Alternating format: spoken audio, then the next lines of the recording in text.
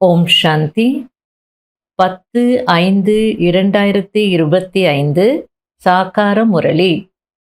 இன்று சிவ பகவான் கூறுகிறார், இனிமையான குழந்தைகளே, ஞான பாயிண்ட்ஸை நினைவில் வையுங்கள், அப்போது மகிழ்ச்சி இருக்கும். நீங்கள் இப்பொழுது சொர்க்கத்தின் நுழைவாயிலில் நின்றிருக்கிறீர்கள். பாபா முக்தி ஜீவன் முக்திக்கான வழி காட்டிக்கொண்டிருக்கிறார். கேள்வி: தன்னுடைய ரிஜிஸ்டரை நன்றாக வைத்துக் கொள்வதற்கு எப்படிப்பட்ட கவனம் அவசியம் வைக்க வேண்டும்? பதில்: மனம் சொல் செயல் மூலம் யாருக்கும் துக்கம் கொடுப்பதில்லை தானே என்ற கவனம் வைக்க வேண்டும்.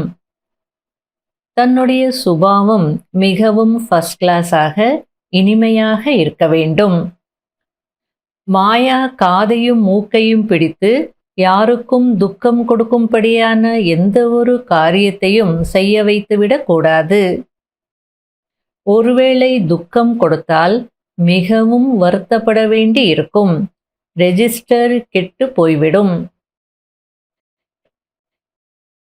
முரளியின் பாடல்: கண்ணில்லாதவர்களுக்கு வழி காட்டுங்கள் பிரபுவே. ஓம் சாந்தி. தந்தை அமர்ந்து குழந்தைகளுக்கு புரிய வைக்கிறார். சகஜமான பாதையை தான் புரிய வைக்கிறார். இருந்தாலும் குழந்தைகள் மிகவும் சிரமப்படுகிறார்கள். இங்கு அமர்ந்திருக்கிறீர்கள் என்றால் தந்தை நமக்கு கற்பிக்கிறார், சாந்தி தாமத்திற்கான வழி காட்டுகிறார் என்பதை புரிந்திருக்கிறீர்கள். மிகவும் சகஜமாக இருக்கிறது. இரவும் பகலும் எவ்வளவு முடியுமோ அவ்வளவு நினைவில் இருங்கள் என்று தந்தை கூறுகிறார். பக்தி மார்க்கத்தின் யாத்திரைகள் கால்களால் செய்யப்படுகிறது. மிகவும் கஷ்டப்பட வேண்டி இருக்கிறது. அதாவது இப்போ யாத்திரைக்கு போறாங்கன்னா bus, train, car, helicopter, aeroplane அப்படின்னு போறாங்க. கஷ்டம் இல்லை. ஆனால் ஒரு காலத்தில் யாத்திரைக்கு போகணும் அப்படின்னாலும் நடந்தே போவாங்க. அது அமர்நாத் யாத்திரையாக இருந்தாலும் சரி, காசி யாத்திரையாக இருந்தாலும் சரி, ராமேஸ்வரம் யாத்திரையாக இருந்தாலும் சரி, நடந்தே போவாங்க. அப்போ எவ்வளோ கஷ்டங்கள் வந்திருக்கும் இல்லையா? ஆகையில பாபா சொல்லிட்டு இருக்கிறார், பக்தி மார்க்கத்தின் யாத்திரைகள் காலால் செய்யப்படக்கூடிய யாத்திரைகள். அதில் நிறைய கஷ்டங்கள் இருக்கு. இங்கு நீங்கள் அமர்ந்து கொண்டே நினைவு யாத்திரையில் இருக்கிறீர்கள். எவ்வளோ ஈஸி இல்லையா?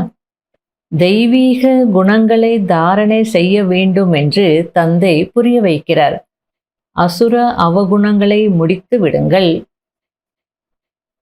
அதாவது பாபா என்ன சொல்லிட்டு இருக்கிறார் அப்படின்னா, நினைவு யாத்திரைக்கு ஃபவுண்டேஷன் குணங்கள், தெய்வீக குணங்களின் தாரணை.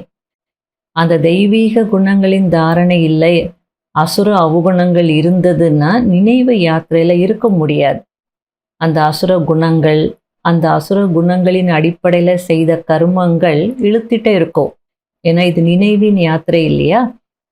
குணம் இருந்தாலும் அவகுணம் இருந்தாலும் காலாலே செய்யக்கூடிய யாத்திரைனா எப்படியோ நடந்து போயிடலாம். ஆனால் நினைவின் யாத்திரைன்றது சூக்ஷ்மமானது. ஆகையால எந்த அசுர குணங்களும் இருக்கக்கூடாதுன்னு சொல்லிட்டு இருக்கிறார். எந்த விதமான அசுர காரியமும் செய்யக்கூடாது. அப்போ நினைவு யாத்திரை ஈஸியா இருக்கும். ஏனென்றால் இதன் மூலம் பாவ கர்மம் ஏற்பட்டு விடுகிறது. அப்போ பாவம் செய்கிறவங்க எப்படி பாபாவை நினைக்க முடியும்? புத்தி அங்கே போகாது இல்லையா? மனம் அதில் ஈடுபடாது இல்லையா? தந்தை வந்திருப்பதே குழந்தைகளாகிய உங்களை சதா சுகமானவர்களாக ஆக்குவதற்காகத்தான். இப்பொழுது குழந்தைகளாகிய உங்களுக்கு சிவ்பாபா வந்திருக்கிறார். அவர் நமக்கு கற்பித்து கொண்டிருக்கிறார். மீண்டும் நாம் சொர்க்கத்திற்கு சென்று ராஜ்யம் செய்வோம். அங்கு எந்த விதமான துக்கமும் இருக்காது என்ற நிச்சயம் இருக்கிறது. இந்த காலச்சக்கரத்தின் சித்திரம் மிகவும் நன்றாக இருக்கிறது. சொர்க்கத்தின் நுழைவாயில் இதில் தெளிவாக இருக்கிறது. இந்த விஷயம் புத்தியில் இருக்க வேண்டும். இப்போது நாம் சொர்க்கத்தின் நுழைவாயிலில் அமர்ந்திருக்கிறோம் என்று மிகுந்த குஷி இருக்க வேண்டும். ஞானத்தின் பாயிண்ட்ஸை நினைவில் வைத்து குழந்தைகள் மிகவும் மகிழ்ச்சியாக இருக்க வேண்டும். இது ராஜயோகம். நம்முடைய புத்தி யோகம் பரம்பிதா பரமாத்மாவிடம் இருக்கிறது. இதிலே குஷியின் பாதரசம் ஒரேயடியாக ஏறிவிட வேண்டும். மிகவும் இனிமையானவராக ஆக வேண்டும்.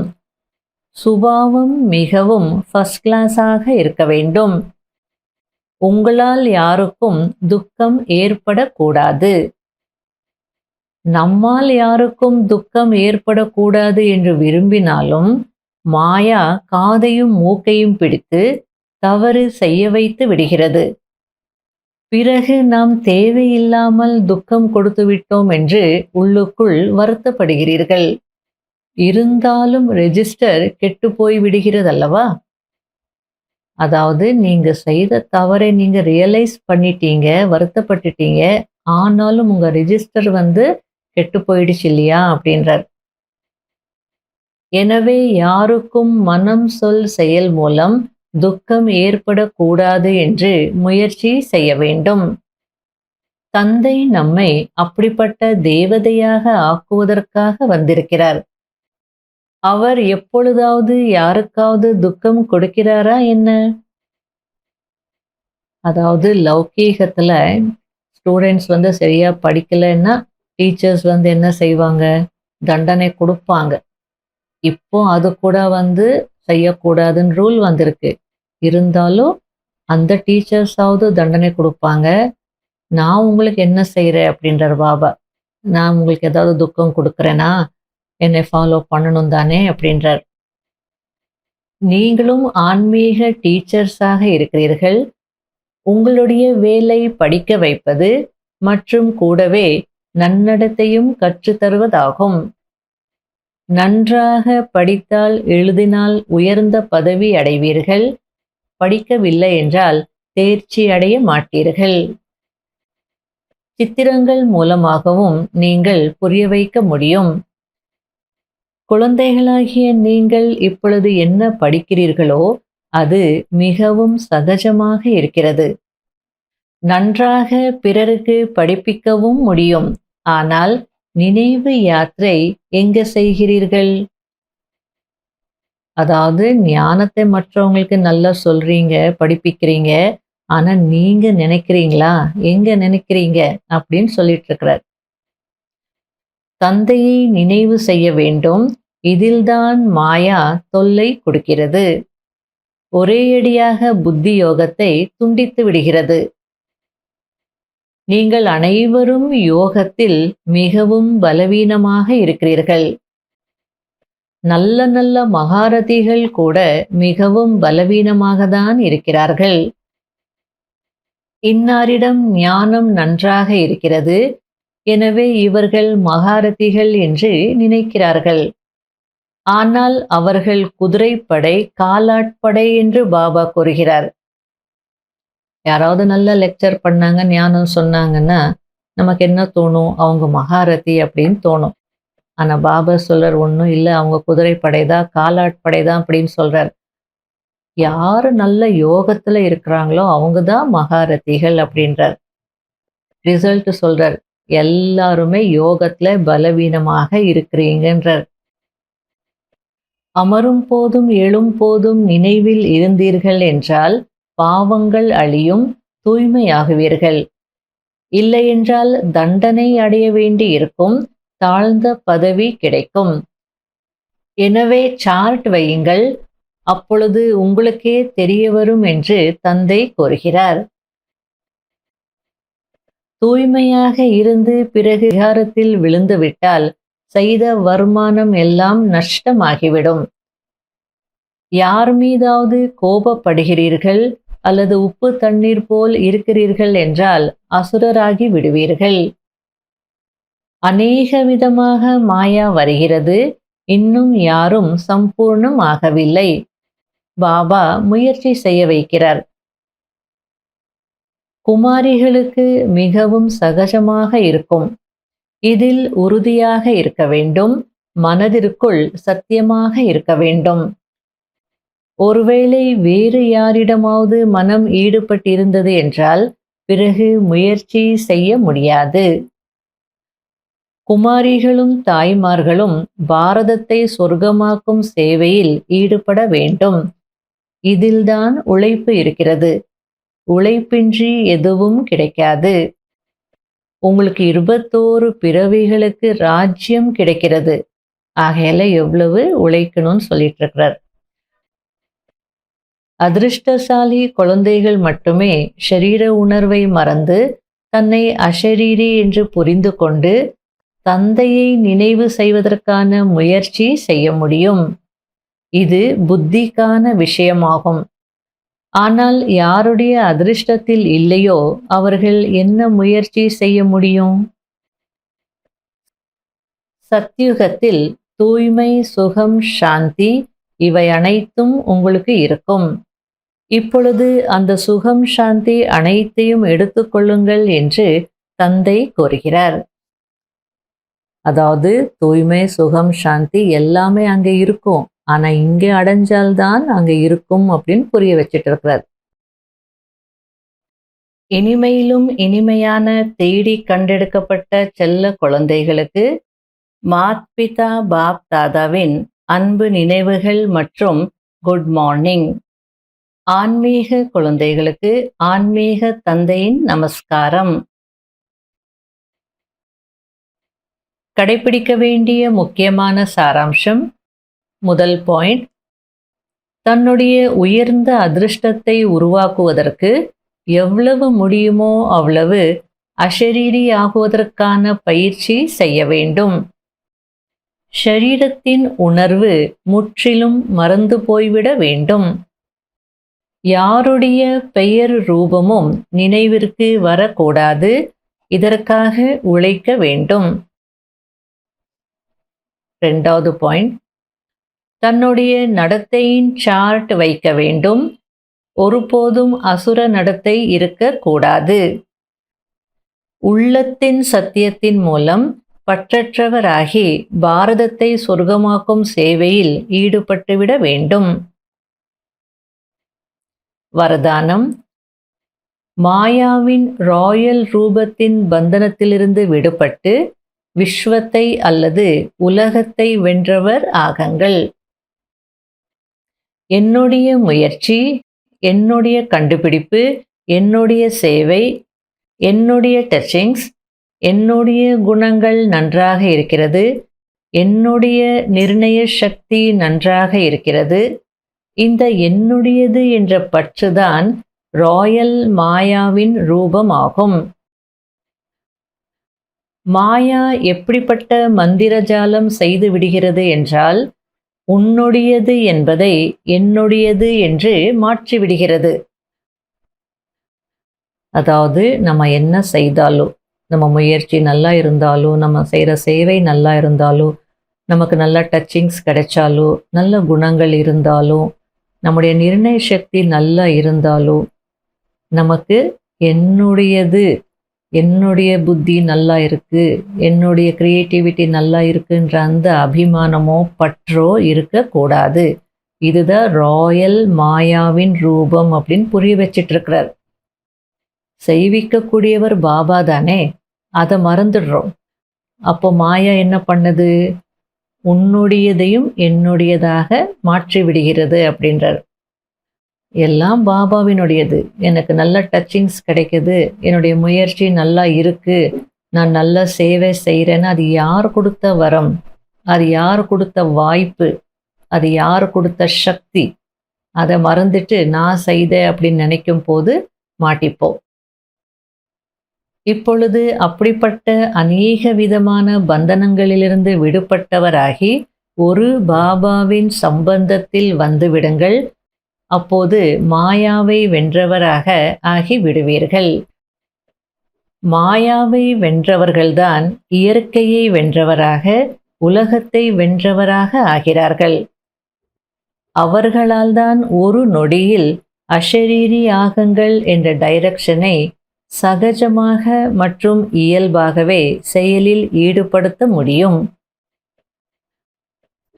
ஸ்லோகன்: யார் எதிர்மறையானதை நேர்மறையாக மாற்றிவிடுகிறார்களோ அவர்கள்தான் உலகத்தை மாற்றம் செய்பவர் ஆவர். அவ்யக்த சமிகை: உங்களுடைய சுயத்தின் ஸ்வரூபம் தூய்மையாகும். சுய தர்மம், அதாவது ஆத்மாவின் முதல் தாரணை தூய்மையாகும். சுய தேசம் தூய்மையான தேசம். சுய ராஜ்யம் தூய்மையான ராஜ்யம். சுயத்தின் நினைவு சின்னம் பரம பவித்திரமான பூஜைக்குரிய நிலையாகும். கர்மேந்திரியங்களின் அனாதி சுபாவம் சுகர்மம், அதாவது நல்ல கர்மம் செய்வதாகும். இவற்றை மட்டும் சதா நினைவில் வையுங்கள் போதும். அப்போது கடின உழைப்பு மற்றும் பிடிவாத முயற்சியிலிருந்து விடுபட்டு விடுவீர்கள். தூய்மையை வரதானத்தின் ரூபத்தில் தாரணை செய்து விடுவீர்கள். அதாவது இன்றைக்கு பாபா ஒரு புது பாயிண்ட் நமக்கு புரிய வச்சிட்டு இருக்கார். கர்மேந்திரியங்களின் அநாதி சுபாவம் சுகர்மம், அதாவது நல்ல கர்மம் செய்வதாகும். அதாவது தூய்மையை நம்ம ரொம்ப ஈஸியாக கடைப்பிடிக்கணும். அதுக்காக ரொம்ப கடினமாக உழைக்கக்கூடாது. பிடிவாதமாக பாபா சொல்லியிருக்கிறார், நான் இப்படி இருக்கணும்னு கஷ்டப்படக்கூடாது.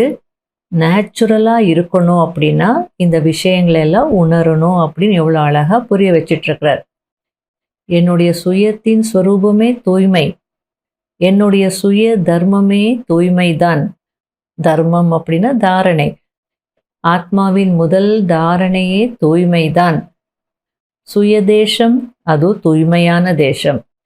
சுயராஜ்யம் தூய்மையான ராஜ்யம். சுயத்தின் நினைவு சின்னம் பரம பவித்திரமான பூஜைக்குரிய நிலை. அதுக்கடுத்தது பாருங்க, கர்மேந்திரியங்களின் அநாதி சுபாவம் சுகர்மம் அப்படின்றார். இது எவ்வளோ பெரிய விஷயம். அதாவது நல்ல கர்மம் செய்வது தான் இந்த கர்மேந்திரியங்களுடைய அநாதி சுபாவம். இதெல்லாம் நினைவு இருந்ததுன்னா பவித்ரதாவை வரதான ரூபத்தில் ஈஸியாக தாரணை செய்ய முடியும். ஓம் சாந்தி.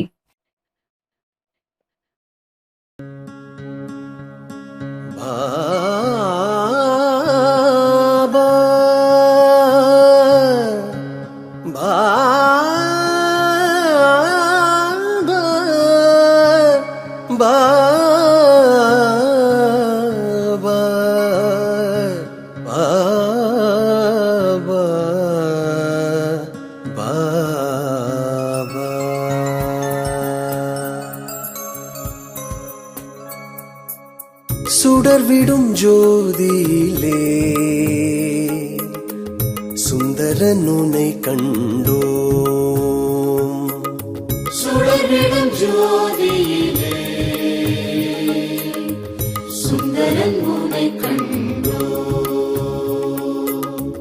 ஊனுயிரை மனம் மறந்து உன்னையே நினைந்திருப்போம். உயிரை மனம் மறந்து உன்னையே நினைந்திருப்போம். இருள்மிகு மனதை ஒளிமயமாக்கவே, இருள்மிகு மனதை ஒளிமயமாக்கவே, அருள் தரும் நல் தியானம் செய்வோம். உன்னையே நினைந்திருப்போம். உன்னையே நினைந்திருப்போம். சுடர்விடும் ஜோதியிலே சுந்தரன் உன்னை கண்டோம். ஓம் சாந்தி ஓம் சாந்தி ஓம் சாந்தி ஓம். ஓம் சாந்தி ஓம் சாந்தி ஓம் சாந்தி ஓம் ஓம். ஓம் சாந்தி ஓம் சாந்தி ஓம் சாந்தி ஓம்.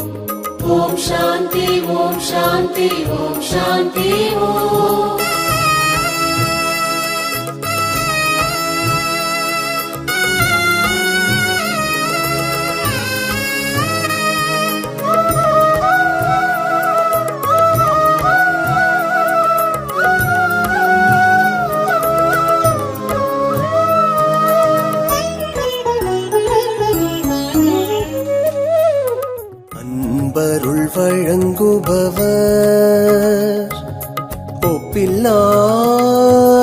ஒளியவர் அண்ட சகாசரமாய்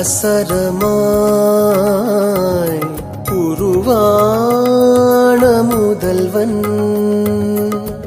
சித்தத்திலே சிவனின் திருவருள் நிறையவே சித்தத்திலே சிவனின் திருவருள் நிறையவே ஞானத்தை அடையும் தத்துவம் காண்போமே தத்துவம் காண்போமே சுடர்விடும் ஜோதியிலே சுந்தரன் உன்னை கண்டோம் சுடர்விடும் ஜோதியிலே சுந்தரன் உன்னை கண்டோ ஊனுயிரை மனம் மறந்து உன்னையே நினைந்திருப்போம் உயிரை மனம் மறந்து உன்னையே நினைந்திருப்போ இருள்மிகு மனதை ஒளிமயமாக்கவே இருள்மிகு மனதை ஒளிமயமாக்கவே அருள் தரும் நல் தியானம் செய்வோம் உன்னையே நினைந்திருப்போம் உன்னையே நினைந்திருப்போ சுடர்விடும் ஜோதியிலே சுந்தரன் உன்னை கண்டோம் ஓம் சாந்தி ஓம் சாந்தி ஓம் சாந்தி ஓம் ஓம் சாந்தி ஓம் சாந்தி ஓம் சாந்தி ஓம் ஓம் ஓம் சாந்தி ஓம் சாந்தி ஓம் சாந்தி ஓம் ஓம் சாந்தி ஓம் சாந்தி ஓம் சாந்தி ஓம்